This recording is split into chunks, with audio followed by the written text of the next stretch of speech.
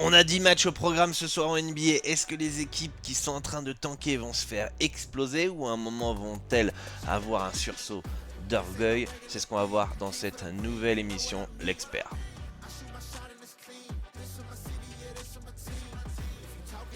Et bienvenue à tous dans une nouvelle émission, l'expert ici Dorado. J'espère que vous avez la forme, content de vous retrouver après 2 semaines sans avoir fait d'émission. Je vous avoue, j'ai complètement zappé de faire ces émissions l'expert ces 2 derniers vendredis. Pas mal occupé, beaucoup de choses à faire, etc. Et ça m'est complètement passé au-dessus de la tête. Heureusement, certains m'ont prévenu, m'ont dit oh Dorado, tu fais plus tu fais plus les émissions. Je fais merde, j'ai complètement oublié. Bref, en tout cas, content d'être avec vous pour analyser donc les 10 matchs du jour en NBA. Comme d'habitude, on va prendre en référence les cotes de Edge du Brooker Mad Market. Alors pourquoi j'utilise Edge dans cette émission? Parce que c'est quand même assez pratique visuellement. Vous avez tous les sharp bookmakers sur une seule plateforme. Je vais vous montrer ici. Vous avez 3 heads, 4 casters, BDAC, BetDex, Betfair, Matchbook, Molybet, Overtime, Pinnacle, Zbobet, SMK, etc. Bref, vous avez absolument tous les sharp bookmakers sur une seule plateforme. Vous avez les liquidités en plus en dessous. Donc vous pouvez parier sur la meilleure cote sans devoir bouger d'un book à l'autre. Vous pouvez même faire de l'exchange ici. Vous avez un calculateur d'arbitrage. C'est des outils qui sont assez intéressants. Vous avez même les courbes si vous voulez surveiller le marché. Vous avez la possibilité aussi, si je ne me trompe pas, de regarder toutes les liquidités. C'est pas ce tableau là, je sais plus où il est. Euh, euh, c'est celui-là. Voilà. Vous pouvez voir un petit peu toute la liquidité qui est mise sur chaque rencontre. Et c'est vraiment pratique pour avoir une analyse globale en fait du marché. C'est vraiment un outil de parieur sharp. Et si vous voulez un compte, vous avez le lien dans la description. Avec ce lien, vous avez 25% de bonus jusqu'à 250 euros. C'est une offre exclusive d'OradoBet. Et en plus, ils ont organisé un concours pour pouvoir gagner des billets pour la finale de la Ligue des Champions. Voilà, vous devez faire un maximum de turnover. Donc, si vous faites du volume, si vous voulez parier sur un bookmaker sharp, c'est peut-être le bon moyen si vous voulez gagner, tenter de gagner ces places en Ligue des Champions pour la finale. Voilà, le lien est dans la description, commentaire épinglé. Bon, les gars, on a 10 matchs. On a 10 matchs. Avant de commencer aussi, euh, vous pouvez télécharger votre kit Sharp. Alors je ne le mets pas beaucoup en avant durant ces émissions l'expert, mais je tenais quand même à vous l'annoncer. C'est 100% gratuit. Le lien il est dans la description de la vidéo. Vous recevez immédiatement 3 outils que les bookmakers détestent. Le guide exclusif de fiches à Sharp, c'est un peu votre bible pour commencer à parier de manière Sharp. Vous avez 24 pages de conseils que je vous ai rédigés. Vous avez un fichier de suivi pour utiliser les intérêts composés cumulés et faire croître votre capital comme un investisseur. Le site secret que les Sharp utilisent et que les parieurs pros utilisent, cote, limite, exécution. Et en bonus, je vous partage un pronostic gratuit chaque jour dans la zone Sharp. Bref, si vous êtes motivé, si vous avez vraiment envie de progresser, de parier de manière sérieuse, téléchargez-le. Le lien est dans la description. C'est juste à laisser votre prénom, votre email et vous pourrez accéder donc à ce kit. Si franchement vous n'êtes pas motivé à progresser, si vous êtes juste en train de faire du betting pour vous amuser, voilà, picorer un peu à droite à gauche les conseils que je peux vous donner dans ces émissions, c'est pas un kit qui est fait pour vous, puisque si vous voulez réussir dans le betting, vous devez mettre les moyens, vous devez progresser. C'est-à-dire que faut pas que vous arrivez, vous téléchargez le kit juste pour avoir les pronos gratuits et en fait le fichier de suivi vous l'utilisez pas, le guide vous ne le lisez pas, vous pariez pas sur les meilleurs sites pour avoir les meilleures cotes, etc. Vous ne gérez pas votre bankroll, ça sert à rien en fait. Ça sert à rien. Il y a des milliards de pages Telegram, Twitter pour avoir des pronos et puis vous amuser. Donc si vous êtes ici, c'est que vous voulez vraiment devenir un sharp et parier de manière responsable et sérieuse. Voilà, ça c'est dit, on va pouvoir analyser donc la première rencontre, Indiana face aux Clippers. On va faire un petit tour sur les compositions d'équipe. Avec en fait Obi Toppin qui est un certain, Kawhi Leonard qui est bien là, John Collins qui est là, Darius Garland qui est là. Du coup, quand on regarde le classement, c'est aussi tout à fait logique que bien, Indiana soit outsider, 16 victoires, 57 défaites. Ils sont sur une victoire sur les 9 derniers matchs. Ils avaient enchaîné je sais pas combien de défaites. Les Pacers, ça tank, hein. Ça tank comme des cochons quand même hein, cette année. Hum, et je reviendrai un petit peu par rapport à ça, par rapport à mon avis, pas sur le tanking, mais sur la réaction du marché, sur la variance et sur comment on appelle ça, Hum, l'impact court terme de tout ça. Regardez, Utah, 52 défaites, 50 défaites pour Dallas, 48 défaites, 49. Je crois que j'ai rarement vu autant d'équipes à perdre plus de 50 matchs. C'est c'est juste incroyable. Donc Indiana part logiquement favori. Non, n'importe quoi, outsider. On a un handicap qui est de -9 en faveur des Pacers. Sincèrement, quand on regarde un petit peu les résultats des équipes qui tankent, et Indiana fait partie de ces équipes qui tankent ces derniers matchs, alors on ne sait même pas pourquoi ils font jouer Pascal Siakam. Hein, un coup il est là, un coup il est pas là. Bon, bref. Mince. On peut se dire que le Clippers -9 peut être intéressant. Le Clippers à 1,284, il fait chier parce que c'est à l'extérieur, mais alors quand on voit le nombre de défaites qui se prennent, toutes ces équipes qui tankent, tu te dis, mais à un moment donné, ils font exprès, c'est pas possible. Euh, donc, moi, il y a deux choses qui m'intéressent dans ce match-là.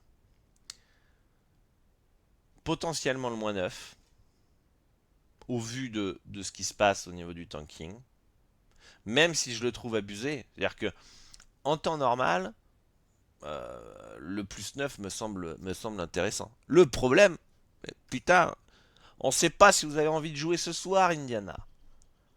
Parce qu'on sait très bien que vous valez mieux que ça quand même. Même si Haliburton il n'est pas là.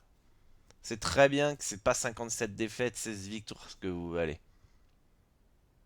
C'est ça en fait qui est terrible avec ce tanking, avec cette saison NBA. Vous êtes beaucoup à vous plaindre sur les réseaux sociaux, à m'écrire en privé. Ou même j'ai des amis aux États-Unis, c'est catastrophique cette saison NBA. On ne sait pas quel match regarder, il y a des blowouts, il y a une irrégularité parmi quasiment toutes les équipes. C'est limite un enfer limite à parier en soi. Parce que tu sais que le +9 il est abusé, ok? Mais sur le terrain, les résultats te montrent que le -9 il est potentiellement intéressant. Donc là, t'es quoi? T'as le cul entre deux chaises. Tu te dis putain, si ce soir Indiana ils ont un petit peu envie, le -9 ça fait chier. Et si franchement ils font comme depuis le début de saison, le -9 ça peut être sympa. Donc c'est compliqué. Je trouve quand même le cut aussi un peu trop haut. Donc j'irais plus sur un under sur ce match-là. Après là, moi je vous donne des pistes. -9, +9. Franchement, j'ai pas forcément envie de partir sur ce match-là. Euh, en fait, j'estime pas le +9 encore abusé pour pouvoir me dire vas-y j'y vais.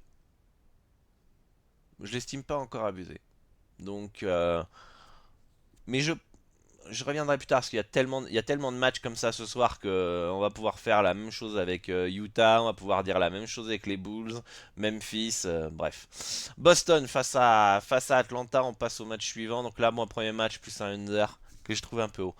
Boston-Atlanta, donc Atlanta qui part outsider, c'est logique. Les Celtics qui ont récupéré Tatum. C'est une nouvelle saison qui démarre un petit peu pour Boston. Et on le sent un petit peu quand même euh, dans l'alchimie globalement. C'est on sent une équipe qui est quand même qui gère mais qui est sereine et globalement qu'attend les playoffs. Cette victoire lors des 10 derniers matchs. Ok. Atlanta qui est très très très très très en forme, hein. Très en forme, 9 victoires sur les 10 derniers matchs. Il y a deux équipes qui m'ont surpris ces dernières semaines. C'est Charlotte et Atlanta qui, de nulle part, tiens, je regarde Philadelphie, je dis, je sais même pas aussi dans quel est le projet de Philadelphie, putain. Bref, de toute façon, ils jouent pas, je crois, ce soir. Euh, Charlotte et Atlanta sont en feu total. C'est des équipes que tu pouvais considérer, bah, ça va tanker. Non, pas du tout. Les mecs se sont bien réveillés. C'est deux équipes. Ouah, c'est pas les plus en forme de la conférence Est, mais Atlanta si. On fait partie quand même du top et du Graal, donc ça va pas être un match potentiellement facile pour, euh, pour les Celtics à domicile. J'estime que c'est bien placé ce moins 4,5. Une victoire de 1 à 10 points des Celtics me paraît assez logique. Le cut me paraît bien placé. Pour moi, absolument rien à faire dans ce match-là. Je pense que il n'y a pas de value. Cleveland face à Miami. Cleveland qui part aussi favori. Miami, c'est un petit peu le contraire, hein. Miami, c'est le contraire de Charlotte et Atlanta. Voilà, dixième. Ça va jouer le play-in. Potentiellement, ça avait sur le papier la possibilité d'être cinquième, sixième, septième, d'être mieux. Euh, Globalement, regardez le classement, l'écart 39 victoires, 34 défaites par rapport à celui Milwaukee, 29 victoires, 43 défaites. L'écart est fait. Franchement, voilà, on a les 10 premiers, on a le play-in à l'Est. Sincèrement, il y a pas. Vivement les playoffs, hein, quand même. Quand je vois le classement, je dis putain. Voilà, ça doit se ressentir dans, dans l'émission là. Si vous les gars, je suis quand même blasé de cette saison régulière. D'ailleurs, ça m'étonne pas que j'ai oublié les 2 semaines dernières, tellement c'est nul, hein. Je me suis jamais fait autant chier sur une saison. Bref.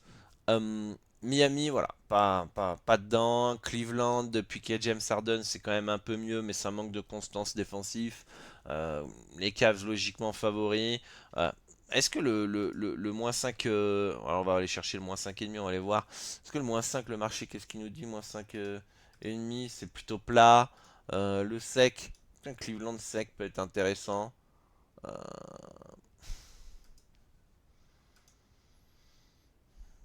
le- Pour moi, Cleveland devrait gagner, mais quand tu vois que Cleveland est capable de perdre, c'est contre qui ils ont perdu? Contre Dallas, et ils ont perdu un vieux match bien mauvais là, dernièrement, je sais plus contre qui c'était. Tu te dis, putain, c'est pas possible. J'avais même un pote ce soir-là, il m'avait envoyé un message, il m'avait dit, putain, c'est n'importe quoi un pote aux États-Unis m'avait dit, c'est n'importe quoi les résultats. Et je regarde, je fais, putain, ouais, on est blasé, les gars. Vivement les playoffs, et les playoffs, c'est dans combien de temps? Ça va être dans 15 jours. Souvent, c'est autour du 15 avril. Ah putain, les gars, vivement, hein. Putain, la vache, parce que c'est pas intéressant à regarder, c'est pas intéressant à parier, c'est cata, hein.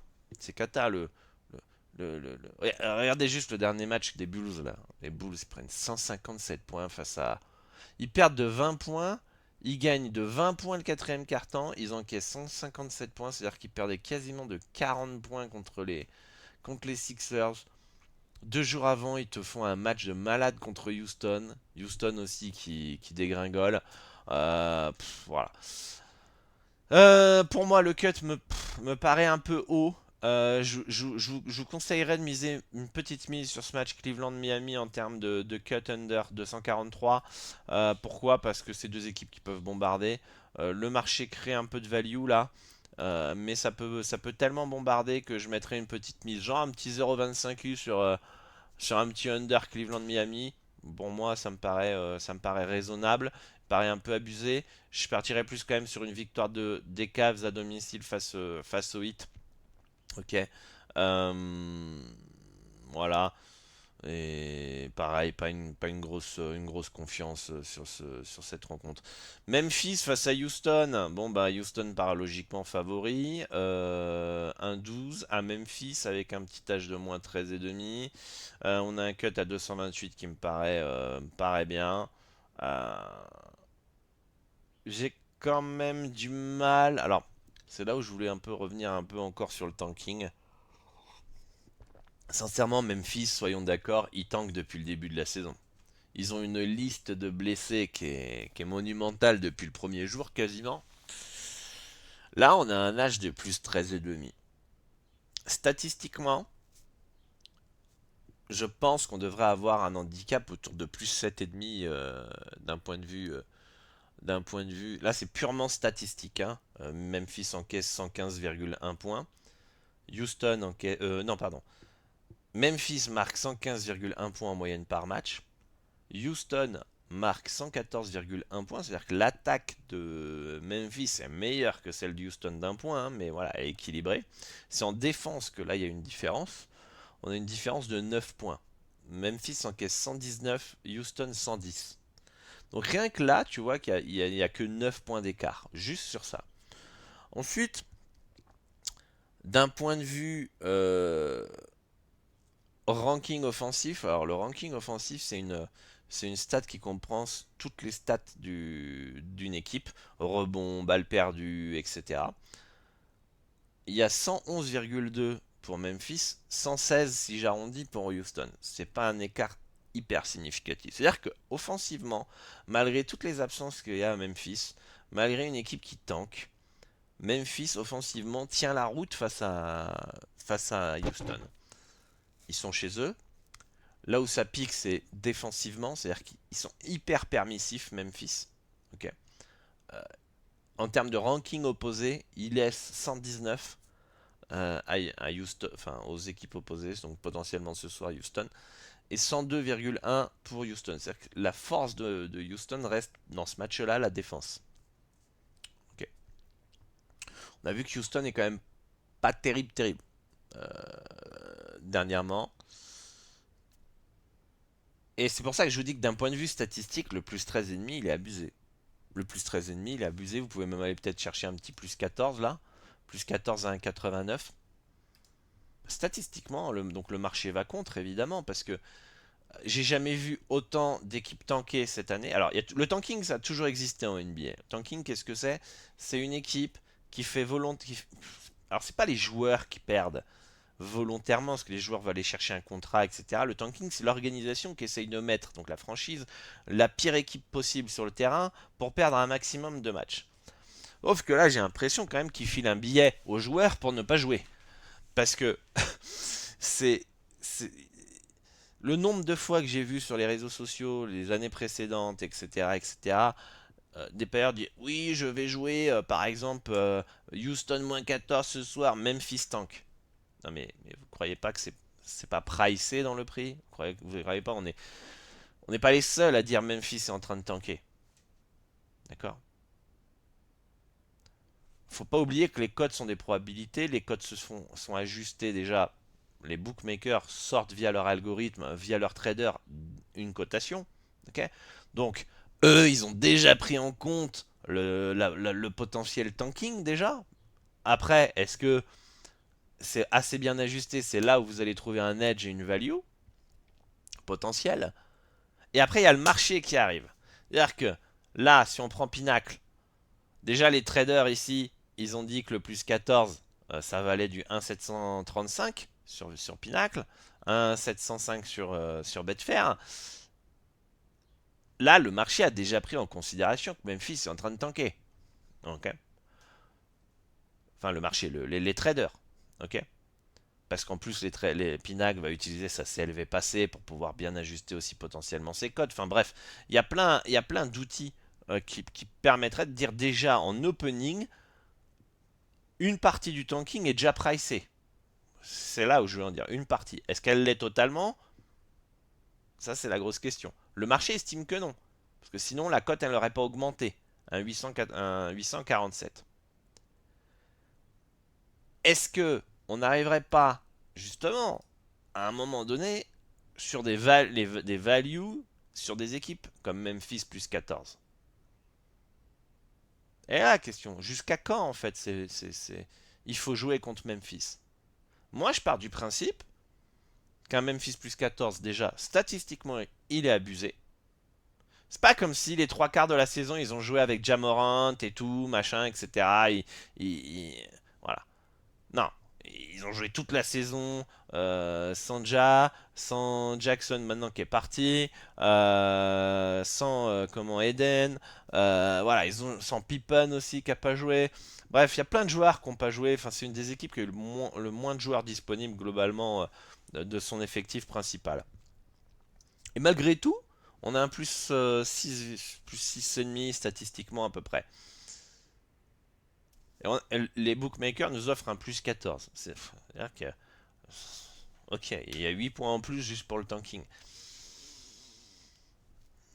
Sachant, imaginons qu'un soir à domicile, ils aient un petit peu envie de ne pas se faire ridiculiser par leur public, ça reste dans le handicap. Moi, j'estime de toute façon que toutes les équipes qui tankent sont value. Faut pas les prendre en ouverture. En ouverture de marché, vaut mieux aller sur les favoris.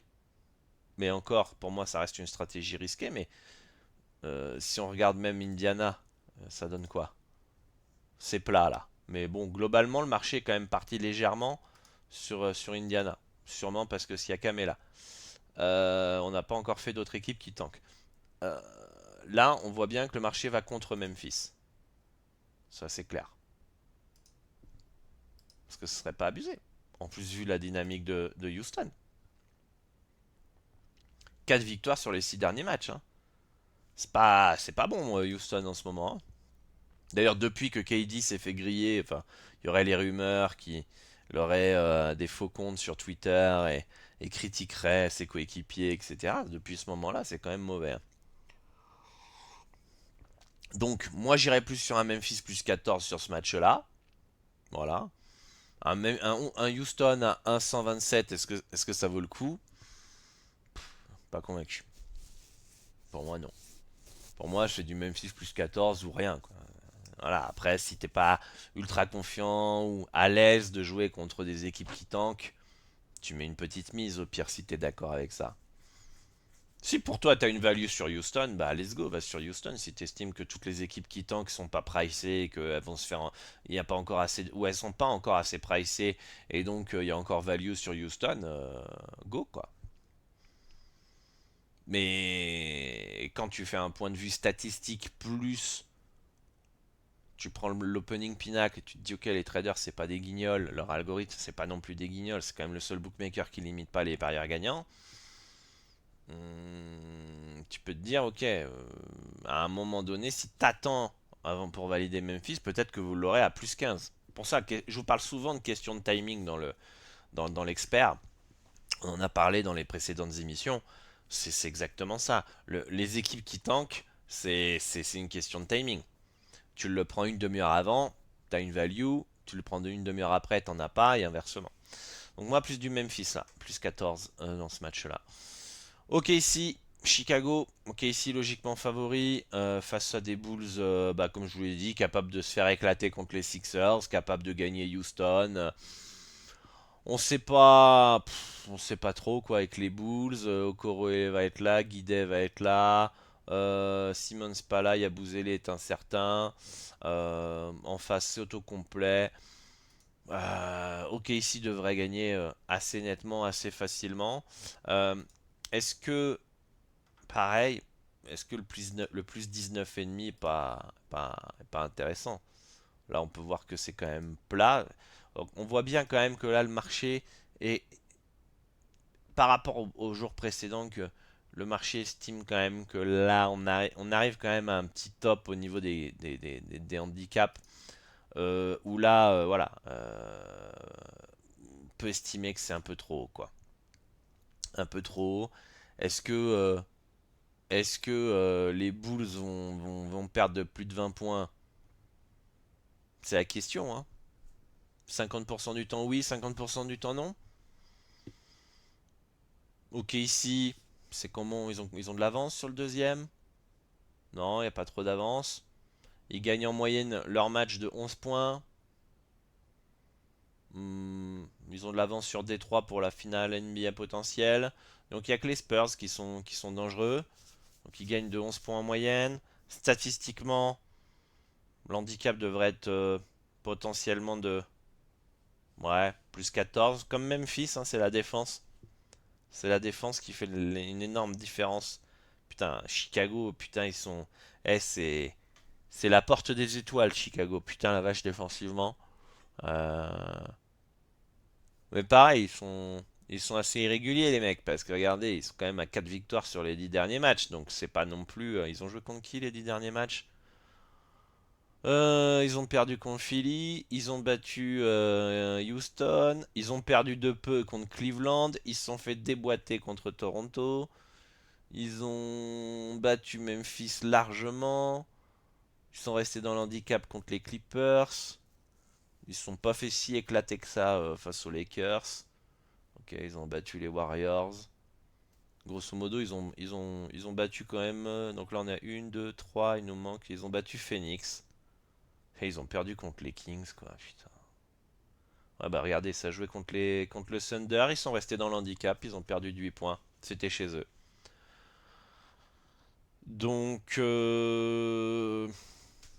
voilà, 8 points ils ont perdu à OKC. Il y avait Shea. On va aller voir, peut-être qu'ils étaient blessés à un moment. Je sais plus. Hop. El canadiense Lou Dort en la ofensiva de Oklahoma City, el J'ai medio un son rango y dans para les oreilles là, adentro. les gars. No le Non, il afectan a las pas joué Shea. ausencias al campeón, que hizo descansar a Jay Ok, Gilgeous Alexander y no estuvieron Caruso. ok. Donc, Shea Alexander n'était pas là. Ils perdent de 8 points sur lui. Donc là, avec lui chez eux, ça vaut 18-19 points. Moi, je trouve abusé, hein. Franchement. En plus, rien ne nous garantit qu'à plus 25, les Bulls, enfin le Thunder se relâche un peu et puis ça gagne de 18, hein. Donc, pourquoi forcer pour OKC d'aller gagner un petit match de 20 points? Autant ils vont pas forcer, hein. Mais bon, voilà, pour moi le plus 19 me paraît haut. De toute façon, toutes les équipes qui sont en mode tanking me paraissent toutes hautes. Toronto face à New Orleans, allez on avance. Toronto part logiquement favori face à New Orleans où pareil on comprend pas le projet, hein, les gars. On comprend pas trop le projet. Zion Williamson, il est toujours là. Voilà, il fait ses trucs. Shadik Bey. Ça donne quoi en plus les Pélicans au classement quand même? Parce qu'à la fois c'est nul et à la fois c'est pas si nul que ça. Bon, c'est nul quand même. 25-49, 3 défaites d'affilée, 5 victoires sur les 10 derniers matchs. Ça joue qui déjà? Toronto. Toronto, bon bah. Je trouve que Toronto c'est un petit peu décevant par rapport à leur effectif quand même. C'est un peu décevant. Bon, ils devraient gagner quand même. Devraient gagner. On a quand même un handicap de plus 9 qui me paraît potentiellement un poil haut quand même. Un poil haut. Ouais, voilà, là, le marché. Alors, ils vont contre, voilà, les Pélicans, comme vous pouvez le voir. Mais, à ce point-là, ici, avec un plus 9 à 2, le marché estimait que c'était un peu haut. Voilà. Là, je vous parle de différentes de timing. Euh, je pense que les Raptors vont gagner, mais les Pélicans vont rester dans l'handicap. Je pense que ils gagnent de combien de points ouais, ils gagnent que de 1 point en moyenne par match. Les Pels, ils perdent de 4 en moyenne par match. Donc ouais, je pense que le plus 9 me paraît un poil abusé. Un poil abusé. Je pense que le plus 9 c'est potentiellement le bet le plus intéressant dans cette rencontre. Euh, Parce que les Raptors sont assez irréguliers. Ils sont assez irréguliers, je trouve. Euh, voilà, la preuve, 5 victoires, 5 défaites sur les 10 derniers matchs. À domicile, ils sont à 19 victoires, 16 défaites, c'est pas ouf, hein. c'est pas ouf. Juste les pelles, c'est nul à l'extérieur. Bon, c'est nul partout, mais globalement à l'extérieur. Voilà, on va aller voir un peu face aux équipes.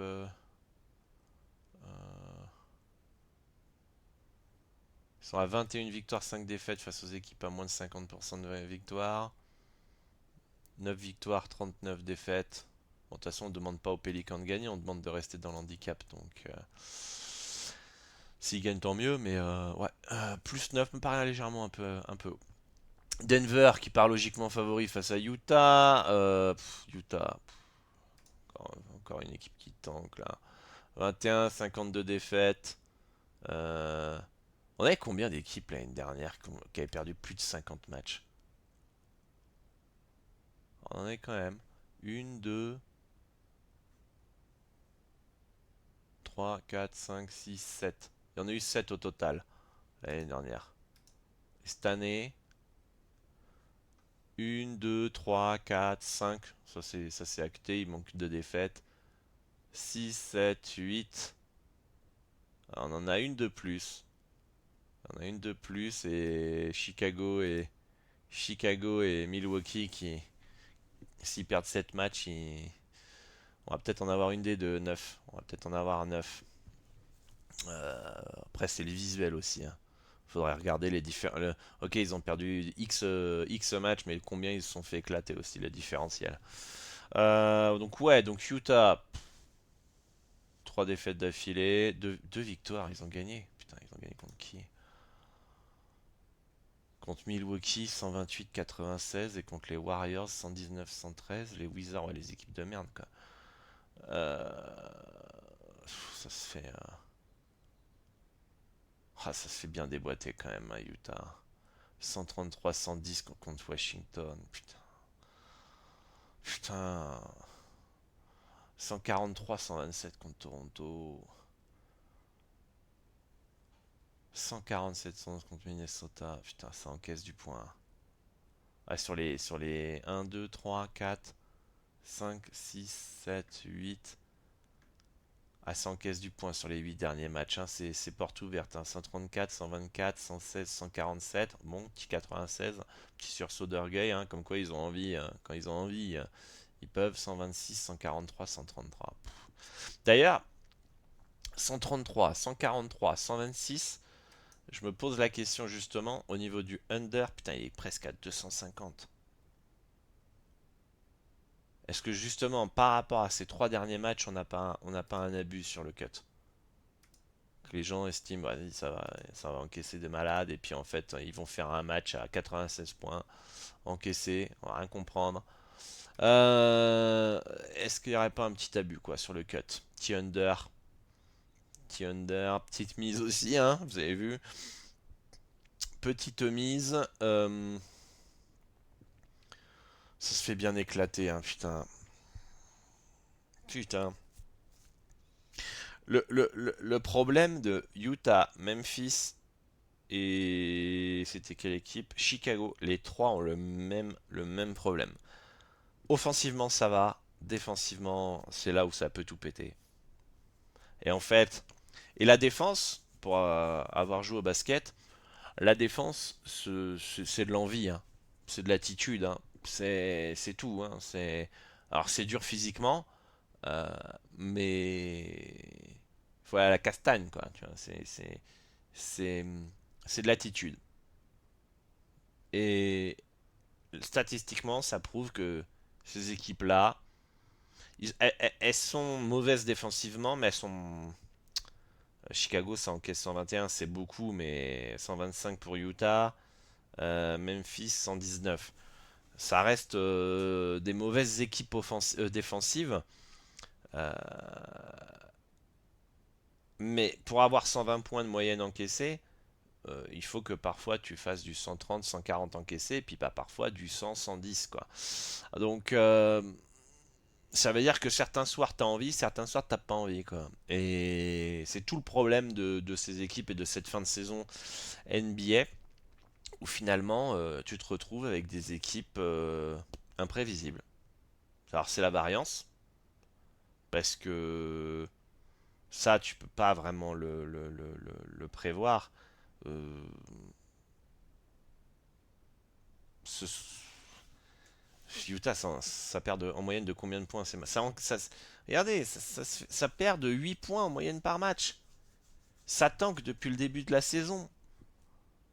C'est. Ça perd que de 8 et on a un handicap de 19. Ça veut bien dire qu'à un moment, il y a un laisser-aller. Est-ce que le marché n'est pas en train d'abuser? Parce que d'un point de vue statistique, on peut voir ici. C'est là où c'est hyper difficile cette fin de saison sur ces équipes-là. Moi, j'estime qu'elles sont abusées. C'est handicap sur ces équipes qui tankent. C'est risqué de jouer ces équipes-là. Parce que, comme vous l'avez vu, elles sont capables de faire des matchs encaisser 96 points et d'autres matchs à 147. Euh, mais je pense qu'à long terme, ces équipes-là, vous me direz en commentaire ce que vous en pensez, c'est abusé. C'est abusé. Alors, ça fait chier de jouer des équipes de merde, ouais, avec des gros handicaps, qui sont capables de se faire déboîter. Euh, et c'est pour ça qu'on a un money management, les gars. Et le money management, il est pas pour les chiens. Euh, la compréhension de la variance, la compréhension du long terme, c'est pas pour les chiens non plus. C'est parce que on voit à long terme. À long terme, moi j'estime que c'est abusé. D'ailleurs, comme je dis, ça fait 15 ans que je parie à la NBA. C'est la première fois où je suis en train de me dire il faut parier contre. Enfin, il faut parier ouais, contre les équipes qui tankent. Il faut prendre tous les H- des équipes qui n'ont plus rien à jouer. Tellement ces dernières semaines, ces derniers mois, ces équipes-là, elles se sont fait déboîter. C'est la première fois que j'ai ce sentiment-là. J'ai toujours eu ce sentiment aussi, cette impression et ce ressenti que les équipes qui tankent sont value, qu'il faut jouer Utah H+, il faut jouer Chicago H+, il faut jouer Indiana H+, il faut jouer Memphis H+, je sais pas si je vous ai dit Chicago, il faut jouer même Pelican H+, il faut jouer Dallas H+, il faut jouer Brooklyn H+, limite tout le temps. Parce que j'estime qu'à un moment donné, le marché exagère ce système de tanking. Parce qu'il est déjà pricé en ouverture, parce que derrière il est déjà un peu pricé par ceux qui sont en ouverture, et qu'à un moment donné l'handicap monte et que vous avez une value sur ces équipes-là, mais faut voir à long terme et bien ajuster son money management. Donc pour moi, under petite mise, Utah plus 19 et petite mise. Et voilà. Golden State Washington. Putain, c'est un enfer cet expert les gars à faire. Ah quel. Mais enfin, je sais pas si je vous l'ai déjà dit dans l'émission. Le jour, j'étais là, je parlais avec un. Parce que je suis beaucoup March Madness, la NCA en ce moment, parce que c'est les playoffs, entre guillemets, pour ceux qui connaissent pas. Et on discute avec un pote de Vegas. Il m'envoie la carte NBA. Il me dit, qu'est-ce que tu veux regarder ce soir? Je lui dis, putain, peut-être un Détroit Lakers et c'est tout. C'était que des matchs de merde. C'était que des matchs de merde où il y avait au moins une des équipes qui avait plus d'enjeu et tout. Je crois qu'on va regarder la WNCA, on va regarder les nanas en université, puis c'est ce qu'on a fait, c'était sympa, mais Washington. Mais regardez, Washington plus 14 contre les Warriors. Washington plus 14. Regardez-moi ça, putain. Sar Koulibaly, qui sont incertains. Johnson, Vukcevic, Tony Davis, George Russell, Trae Young qui sont pas là. En face, on a Stephen Curry, Al Horford pas là. Porzingis, à chaque fois, ils nous le mettent là et au final, il joue pas.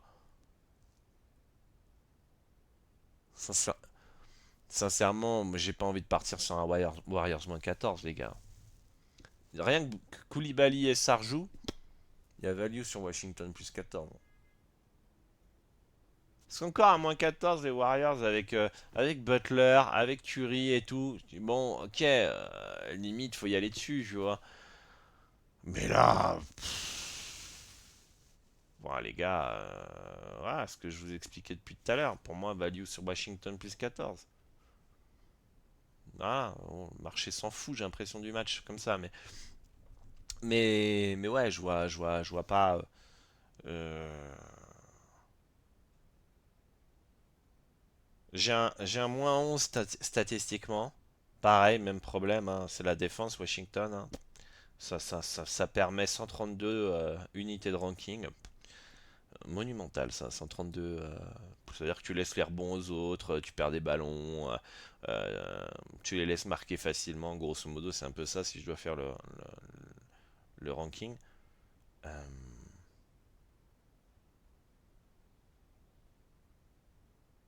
Washington pardon, Golden State qui joue sans Curry, sans Butler depuis un petit moment, mais ils ont quand même fait une partie de la saison avec eux. C'est-à-dire que en ayant fait une partie de la saison avec eux à moins, statistiquement on a un -11, là ils sont pas là. Normalement, c'est un -9. Enlève 2 points au moins. Donc le +14 pareil, mais vraiment abusé. Vraiment abusé le +14. Je suis pas loin de valider Washington +14 d'ailleurs. Je suis pas loin. Je suis pas loin de le valider. J'aimerais bien le valider d'ailleurs. Mais on doit être carré. On doit être carré dans la stratégie. Parce que je trouve ce +14. S'il y a bien un DH qui est abusé, ça me paraît ce +14 ce soir. Ouais, ils sont tous abusés quand même, globalement. Enfin, ils sont hauts, quoi. Ils sont hauts. Abusés, ça veut pas dire, attention les gars, c'est largement haut, c'est cadeau, hein. C'est pas ça que je veux dire. Ça me paraît haut quand même. Je pense pas que vous jouez les -9, enfin les H- de tous les favoris, que ce soir, tu, à long terme, t'es gagnant, hein. C'est ça le truc. Donc ouais, Washington +14. Perdre combien en moyenne en plus, c'est con. Euh, Ils sont où Washington? Perdre 2-11. Ah putain, ils perdent 2-11, c'est con.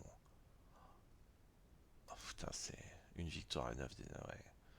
Je comprends peut-être un peu quand même le H, mais 3 victoires, 7 défaites lors des 10 derniers matchs. Et voilà, c'est pas non plus sur une bonne dynamique. Euh,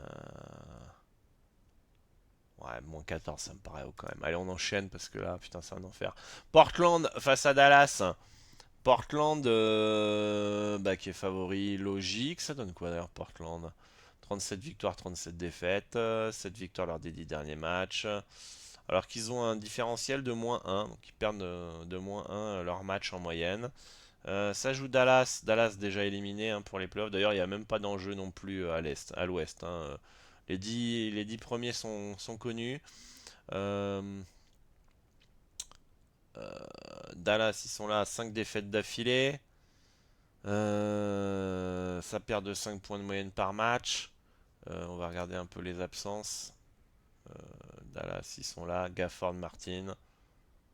Euh, Franchement, au vu du roster, Dallas +10,5. Dallas +10,5, ça me paraît pas mal, hein. Dallas +10,5, c'est un bon bet, hein. Ça me paraît, euh, Ça me paraît pas déconnant, hein. Ça va légèrement, ouais, ça descend un petit peu là sur les. Ça fait que de jouer contre Dallas depuis le début, légèrement. Et là, on arrive à un point où ça a l'air de se stabiliser. On peut voir aussi sur Matchbook que ça a un peu baissé aussi. Mais ouais, je pense pas que c'est un mauvais bet Dallas +10,5. Je pense même, allez, pourquoi pas, vous pouvez aller chercher un petit +11. Je pense pas que, ouais, franchement, j'aurais pas de regret de partir sur un Dallas +10,5, qui me paraît un peu haut. Euh, et le cut me paraît un peu haut, mais pareil. Attention au under avec ces équipes-là qui n'ont plus rien à jouer. Et comme je vous l'ai dit, leur point négatif, c'est surtout la défense. Donc, ils peuvent être en mode porte ouverte. Donc, si vous partiez sur des unders sur ces matchs-là, soyez en mise, on va dire, modérée. Et les Lakers face aux Nets. Bon, bah, les Lakers qui partent logiquement favoris, -16,5. Moi, voilà, encore une fois, hein, j'estime que le H+ est légèrement haut, +16,5. Le cut me paraît bien placé. Bon, qu'est-ce que vous voulez faire avec un petit Lakers à 1-0-78? Rien. Les Lakers sont sur 9 victoires d'affilée. Enfin, 9 victoires sur les 10 derniers matchs. Ils gagnent que de 1 point alors, en moyenne, les Lakers, leur match, hein, en différentiel. Je trouve aussi que les résultats, 9 victoires sur les 10 derniers matchs, comment expliquer? Dans le betting, vous avez la variance. C'est-à-dire que des fois, vous avez une CLV de 2%, mais vous avez un ROI de 10% sur une période courte. Moi, j'estime que là, les Lakers, ils ont eu une variance positive. C'est-à-dire que les résultats étaient au-dessus par rapport à ce qu'ils ont réellement montré. C'est-à-dire que visuellement, ça mérite pas d'être sur 9 victoires d'affilée. Enfin, 9 victoires sur les 10 derniers matchs, ils avaient enchaîné, je sais pas combien, je crois 12 victoires d'affilée. Visuellement, c'est beaucoup dépendant de Luka Doncic. Euh, dans l'alchimie, je trouve pas ça ouf. Donc pour moi, c'est une équipe qui est en sur-régime. Bon, ça joue les Nets, 9 défaites d'affilée, les gars, qui perdent de 9 points en moyenne, éliminés. Y a rien à faire. Ils sont quasiment meilleurs, aussi bons à l'extérieur qu'à domicile, hein. Ils ont 8 victoires et 9 victoires à domicile. Hmm, je regardais les Lakers, ça donne quoi les résultats? Ça gagne de 7 contre Indiana. Ça perd de 3 contre Détroit, ok. Ça gagne de 1 à la dernière seconde contre le Magic, ça aurait très bien pu être perdu. Ça gagne de 8 contre Miami. Ça gagne deux fois à Houston. Euh, je crois que c'est le premier match où ils s'en sortent pas mal pour le gagner. Le deuxième, ils le dominent un peu plus. Ils gagnent un peu à l'arrache face à... Enfin, ils gagnent à l'arrache face à Denver. Ils gagnent de 12 points contre Chicago. Donc déjà, quand vous voyez les matchs contre les équipes de merde, regardons un petit peu. Est-ce qu'on en a d'autres ici? Allez hop. Regardez, ils ont gagné de 16. Ouais, c'est ça. De 16 contre Brooklyn. À Brooklyn. Ensuite, ils gagnent que de 6 points contre les Warriors sans Curry et Butler. Ils gagnent de 4 points. Faudrait regarder si là, Maxi, machin, ils jouent tous là. Embiid, Maxi, ok. Ils sont globalement au complet. Donc ça compte pas. Ils gagnent de 20 contre Dallas. Ils perdent, ils perdent, ils perdent. Ils gagnent de 18 contre les Warriors. Ils gagnent de 24. Non, si, de 24 contre les Kings. Ils gagnent que de 9 contre les Pelicans. Ils gagnent que de 11 contre Indiana. Ils gagnent de 12 contre Chicago. Et ils gagnent de 7 contre Indiana. Donc le moins 16,5 contre Brooklyn, il est, il est un peu en mode, ça dépend dans quel soir sont les Lakers, c'est un peu comment on va gérer Brooklyn quoi. Brooklyn, ils sont comment eux, les derniers matchs? Ok, ça se fait des boîtes, ça perd, attends, ça perd contre les équipes de merde. Ça reste dans ça gagne de 1 point contre, non, ça perd de 1 point contre New York là. Non, attendez, on est là, ok. Ça se fait éclater contre Charlotte. Ah non, on est en octobre là, putain. Et regardez le rouge là, les gars. Oh, ah, c'est mauvais, hein. Ok, ça perd de 3 contre les Warriors où on connaît, il y a pas mal d'absences. Ça perd de 35 contre Portland. Ça perd de 4 contre les Kings qui tankent. On sait pas pourquoi là. Ça reste dans l'handicap et ça perd de 1 contre New York seulement. Là, contre le Thunder, ils se font déboîter. Ils se font déboîter. Là, contre Philadelphie, ils perdent. Ouais, se fait déboîter. Ça gagne contre Memphis. Ça va gagner contre Détroit. On va savoir pourquoi. Ça perd de 16 contre Miami. Putain, ça a failli battre Cleveland. Ouais, globalement, en fait, globalement, c'est une équipe, elle se fait souvent déboîter. Et puis, il y a un petit résultat qui tombe de temps en temps. Comme là, ça reste. Ça perd de 4 points contre Cleveland ou ça va battre Détroit. C'est deux perfs, on sait pas trop comment elles sortent. Euh, c'est. C'est quand même très difficile à lire ce match-là. Je pense quand même, encore une fois, hein, plus 16,5 me paraît un peu haut. Mais pareil, là, ça serait peut-être plus petite mise. Bon, on a fini avec cette carte, les gars. On va faire un petit résumé quand même, parce que là, j'ai dit beaucoup de choses. Et ça peut sonner un petit peu brouillon, mais on a essayé de lire les prix, plus que deviner qui va gagner. Reprenons match par match. Ici, moi, je serais plus sur un under Clippers Indiana, qui me paraît un peu haut, et un Indiana plus 9. Ici, un no bet. Cleveland Miami, un under entre les deux équipes, petite mise. Memphis Houston, je serais plus sur un Memphis plus 14, comme je vous l'avais dit. Chicago plus 19 et demi et un under potentiel. Petite mise aussi ici. Pélican plus 9 me paraît plus intéressant.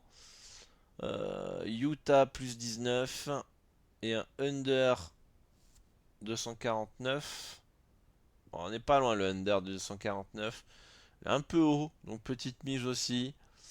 Ici, Wizards plus 14. Ouais, Wizards plus 14. Dallas plus 10,5.